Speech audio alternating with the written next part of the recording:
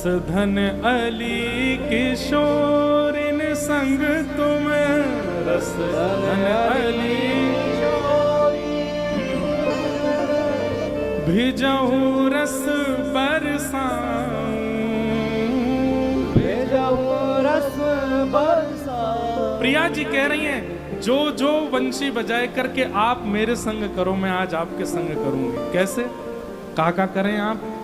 तुम रिझवत भिजवत रस जो मोहे, आप मुझे रिझाते हो और अपने प्रेम रस में मुझे भिजा देते हो। आज मैं रिझाऊंगी और मैं भिजाऊंगी। जैसी तान लेत रस की तुम तैसी तान सुनाऊं, और राग हूं सुनी अनुराग विवश है। अरे ऐसा राग बजाऊंगी कि राग भी अनुराग में खो जाएगा। प्रिया जी अपने मुख से अपनी प्रशंसा कर रही हैं। हे श्याम सुंदर, ऐसा राग बजाऊंगी कि राग भी अनुराग में है के डोलन लगेगो। और तुम नाचो मेरी गति प्रियतम, तुम नाचो मेरी गति प्रियतम। जब मंदिर बन जाएगा ना फिर से कथा सुनावे आऊंगा यहाँ पे। अब भाई बार बार मुंह कुछ समय दिख रहे हो। प्रिय प्राण धन मुरली आज बजाऊं,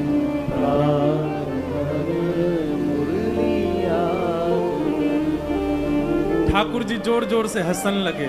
प्रिया जी बोली हंस काहे को रहे हो? बोले जे बजेगी ना आप सो। अच्छा नहीं बजेगी? बोले नहीं बजेगी। सब सखी बोली आपने ऐसा कैसे कह दी? बोले धर के देख लो, अधर पे बज जाए तो।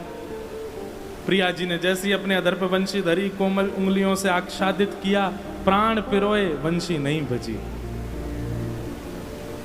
ठाकुर जी बोले ने एक और प्रयास कर लो। ललिता विशाखा बोली रेत भर के लाए होंगे भीतर, लो मुंह साफ कर दो। झाड़ झूड़ के देखी, बोले अब बजाओ। प्रिया जी फिर फूंक मारे, फिर नहीं बजे। ये संभव नहीं हो सकता। जिनकी नूपुर ध्वनियों से राग रागनियां प्रकट होती हैं, ऐसी प्रिया जी जब चलती हैं तो कहते हैं शाम वेद नृत्य करता हुआ चलता है। और आज वो अपने अधर पर वंशी धर रही है, वंशी बज नहीं रही।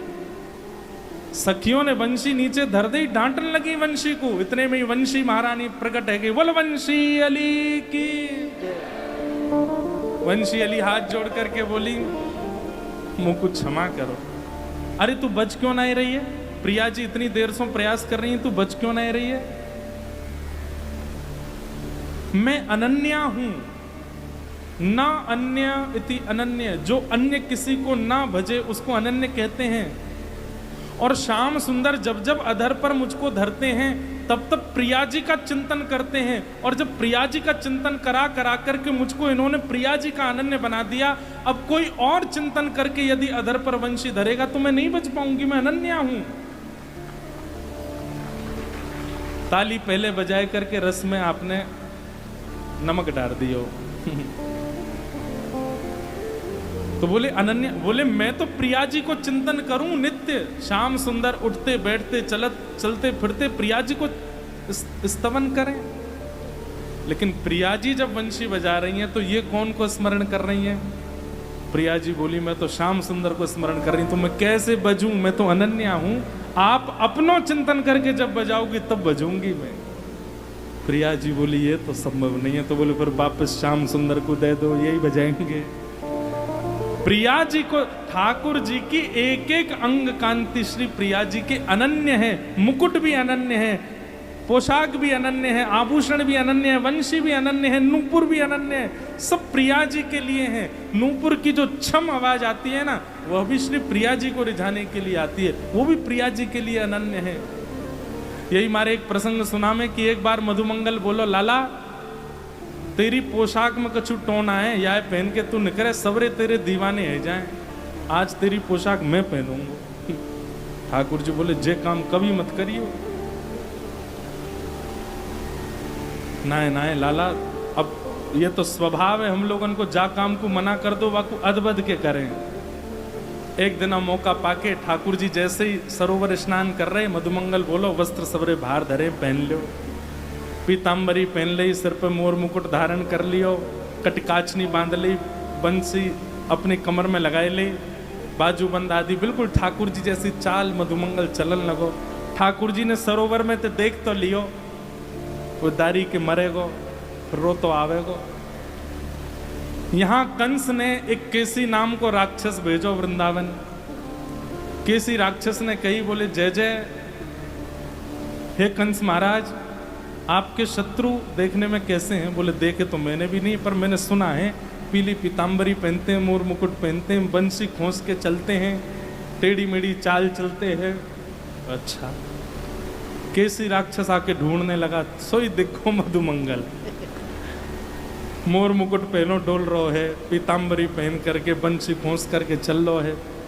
इतने में केसी राक्षस ने आकर के दहाड़ मारी, महाराज पीछे भागो मधुमंगल के।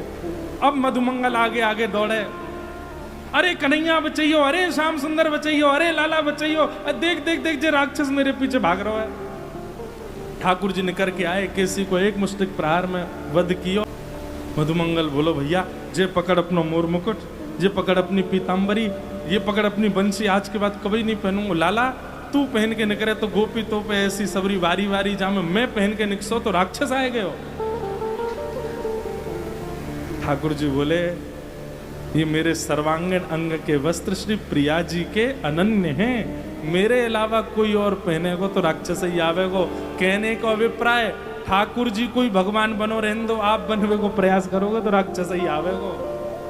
आप बन के डोलोगे, आप तो भक्त ही रहो भैया, सेवक ही रहो, ठाकुर जी कोई ठाकुर जी बनन दो।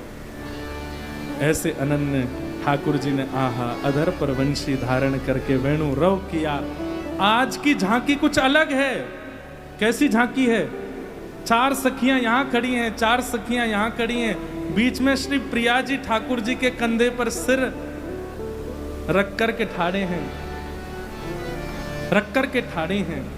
लेकिन आज श्याम सुंदर पीतांबर में नहीं है, आज श्याम सुंदर भी सखी के रूप में ठाड़े हैं और सखी रूप में वंशी बजा रहे हैं। राधा कृष्ण प्राण मोरा युगल किशोर, राधा कृष्ण